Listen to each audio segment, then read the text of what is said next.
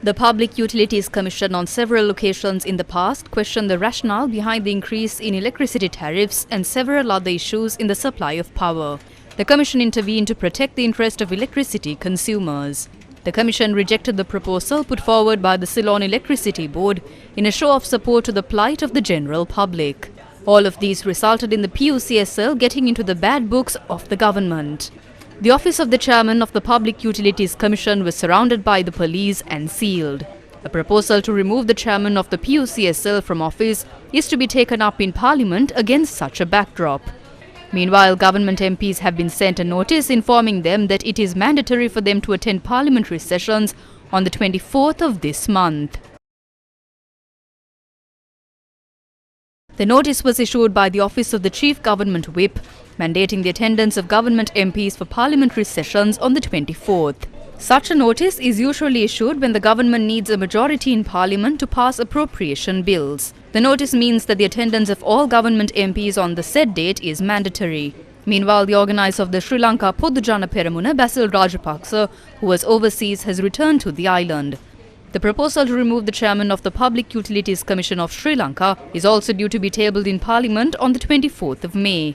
The proposal, if passed by a simple majority of 113 votes, will result in the removal of the chairman of the PUCSL from office. What is the stance of the Sri Lanka Podujana Peramuna regarding the chairman of the PUCSL? General Secretary of the Sri Lanka Podujana Peramuna, Attorney Sagara Karyawasam, said that they do not approve of the chairman's conduct. He said that therefore the SLPP will fully support the proposal to remove Janaka Ratnayaka from the post of chairman of the PUCSL. Against a backdrop where government MPs have been notified that their attendance at the parliamentary sessions on the 24th is mandatory, the Dinamina newspaper reported that 20 state ministers of the government are frustrated. The report states that although some ministers have been put in charge of several ministries and have 10 to 15 institutions under their belt, these state ministers have only been given 1 or 2 institutions to oversee. The report states that several ministers had visited the office of the SLPP after accepting ministerial portfolios only once or twice, but had not visited the SLPP office thereafter. The report adds that many of these ministers have distanced themselves from political activities of the SLPP. What is the stance of the Samagi Janabala Vegaya? Commission Sabatica Andue Alle Nataven Natam. Unless the Commission are dancing to the tune of the government elections cannot be held, he opposed the increase in electricity tariffs, and this happened. The same will happen to all of the other independent commissions. This is a very bad precedent. They are trying to show that this is what will happen if you do not act according to the will of the government. Therefore, I would like to state that we will be voting against the proposal to remove the chairman of the PUCSL from his post. We would like to ask the members of the government. He was appointed during the tenure of President Gotabaya Rajapaksa and he spoke for the people. So how can you vote against him without any shame and go back to your village?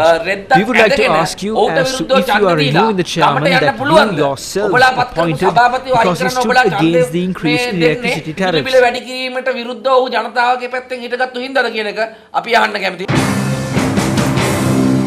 What is the stance of the Sri Lanka Freedom Party? A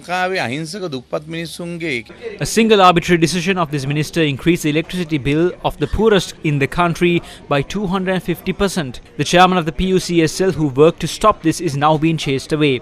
This is similar to chasing away Shirani Bandaranayake from the Supreme Court. We are against this. We believe that we should take all steps necessary against this.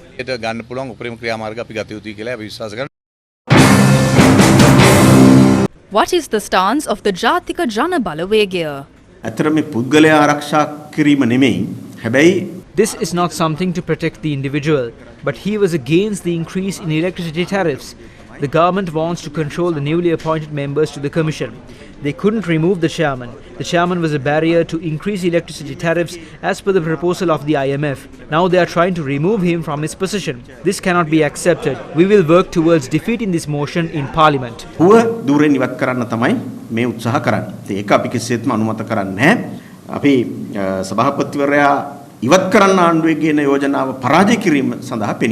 Meanwhile, Chairman of the Public Utilities Commission, Janaka Ratnayaka, has requested the Secretary General of Parliament to allow him and his 2 children to witness the debate on the proposal to remove him from office in Parliament. Meanwhile, a protest was held in Ratnapura against attempts made to remove the chairman of the Public Utilities Commission, Janaka Ratnayaka, and burdening consumers by imposing an unfair tax on the electricity bills. We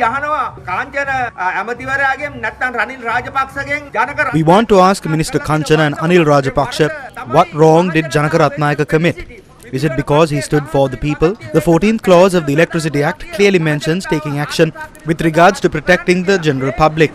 That is why Minister Kanchana and President Ranil is trying to remove him, which means this government is not a people-centric government. It clearly shows.